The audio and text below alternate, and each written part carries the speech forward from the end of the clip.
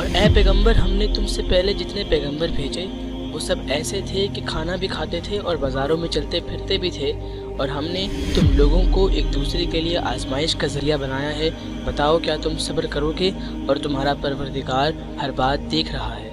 جن لوگوں کو یہ توقع ہی نہیں کہ وہ کسی وقت ہم سے آ ملیں گے، وہ یوں کہتے ہیں کہ ہم پر فرشتے کیوں نہیں اتارے جاتے، یا پھر ایسا کیوں نہیں ہوتا کہ ہم خود اپنے پروردگار کو دیکھ لیں۔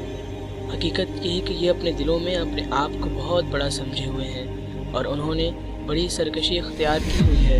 جس دن ان کو فرشتے نظر آئیں گے، اس دن ان مجرموں کے لیے کوئی خوشی کا موقع نہیں ہوگا، بلکہ یہ کہتے پھریں گے کہ خدایا ہمیں ایسی پناہ دی کہ یہ ہم سے دور ہو جائیں۔ اور انہوں نے دنیا میں جو عمل کیے ہیں، ہم ان کا فیصلہ کرنے پر آئیں گے تو انہیں فضا میں بکھرے ہوئے گرد و غبار کی طرح بے قیمت بنا دیں گے۔ اس دن جنتی لوگ ہوں گے کہ جن کا مستقر بھی بہترین ہوگا اور آرام گاہ بھی خوب ہوگی۔